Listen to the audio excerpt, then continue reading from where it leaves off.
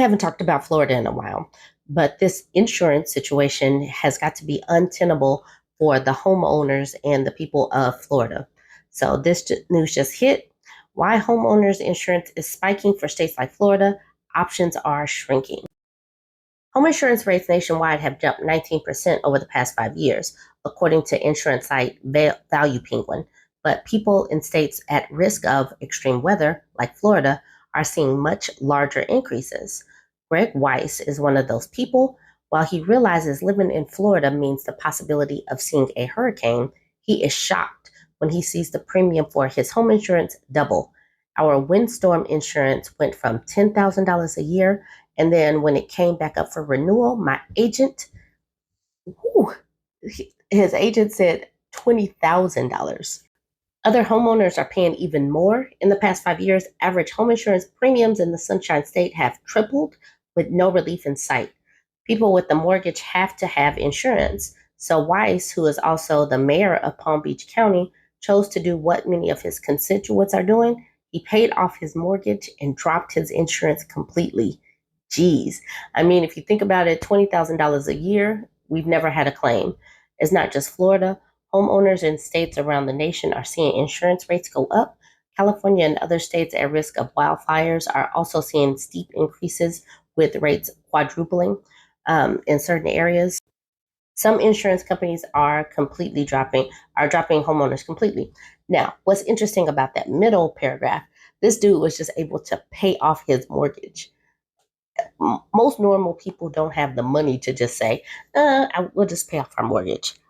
So what are the people that can't do that? What are they supposed to do? As long as insurance companies are not successful financially in these markets, they're going to pull out, said Oscar Sicali, CEO of NSI Insurance Group.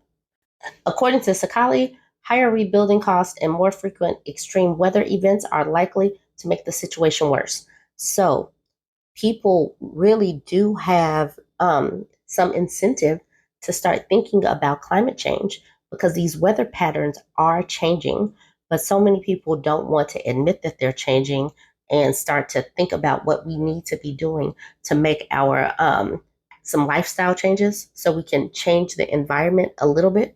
I know that some people don't want to talk about that, but whatever. You guys go ahead, jump in the comments and let me know what you think. Kevin O'Leary of Shark Tank fame says, we're looking at a downsized America. Kevin O'Leary warns any new house, car, and lifestyle you enjoy will be significantly smaller. Here's what he means and how you can adjust. Rampant inflation has cooled off significantly in America over the past year, and the Fed has kept its key rate steady for two consecutive meetings. But if you think now is the time to upgrade your lifestyle, Shark Tank star and investor Kevin O'Leary has a wake-up call. We're looking at a downsized America. 3 years ago, even 24 months ago, you'll get a mortgage at 4.5%. You're lucky to get one at 8% today. The average rate for a 30-year fixed mortgage is 7.76%, while rates early in the pandemic dropped as low as 2 to 3%. But the impact of high rates extends beyond the housing market. You want to borrow for a car? Sorry, that's 8 to 9%. Used to be 5%. So smaller, less expensive car. That's happening at the same time. Edmunds reports that borrowing rates for new vehicles in the third quarter of 2023 hit an average of 7.4%, a figure not seen since 2007. O'Leary summed it up by saying that if you are in your early 20s, your lifestyle will be about 20% less. The blunt reality is, while the headline inflation figure is no longer at 40-year highs, price levels remain elevated. According to O'Leary, this could have a profound implication for the next presidential election. In September, the U.S. Consumer Price Index rose 3.7% from a year ago.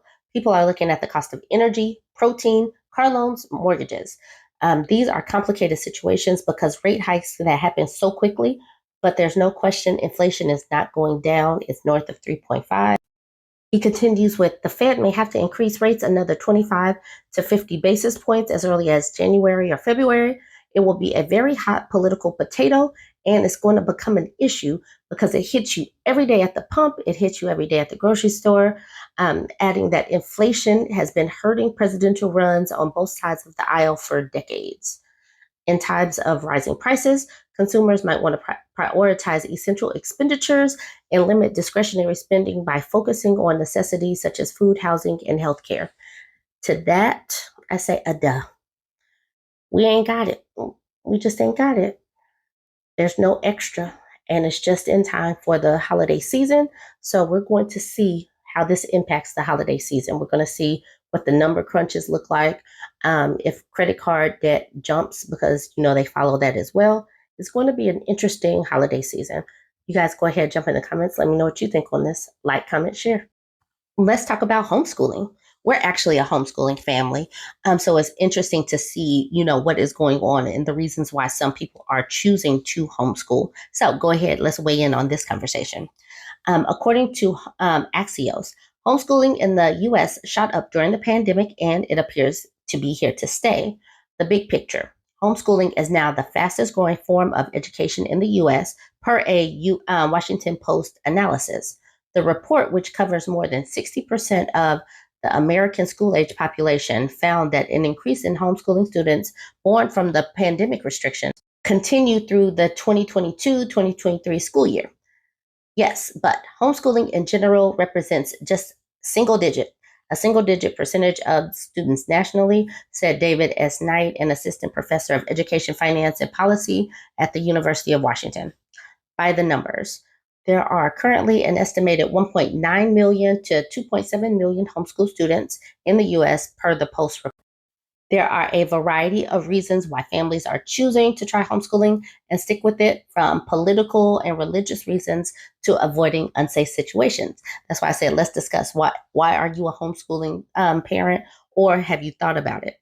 The initial set of folks who came to homeschooling during the pandemic largely did so because Zoom school was a complete and total failure for them and their families. This is Jen Garrison Stuber, advocacy chair for the Washington Homeschool Organization. The following year, when schools resumed in-person classes, some of the parents who only came to homeschooling out of desperation no longer had a fear of making the transition or of interacting with their children's education, she explained.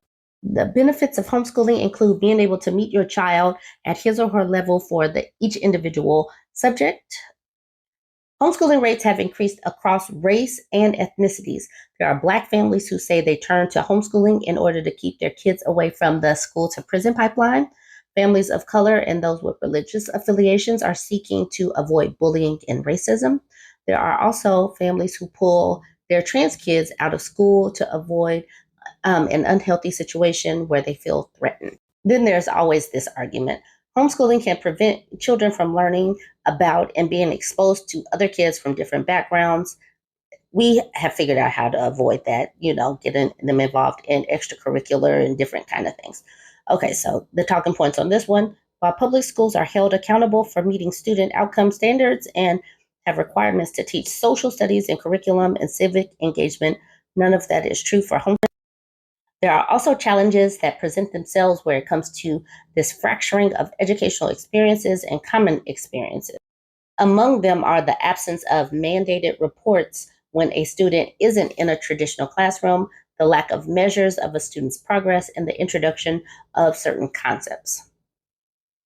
Meanwhile, there are families who have kids with developmental disabilities choosing homeschooling because schools aren't always able to provide their child with services that best suit their needs. They're finding that they're making these huge gains over the summer and then they go back to school and they lose them. So there are lots of different reasons why we chose homeschooling, because, there were several reasons, but initially it's because we were living in an urban setting, and some of the behaviors that I saw with kids on the buses and just around, I wasn't going for raising my children in that area. But then it transpired to, safety, bullying situations. What are they teaching them? So that's the reason why we are still keeping our kids out of the traditional school. But what about you guys? Are you guys interested in homeschooling? What do you think about the current crop of the homeschoolers popping up, the micro schools, all that? Go ahead, let's create the conversation. Like, comment, share.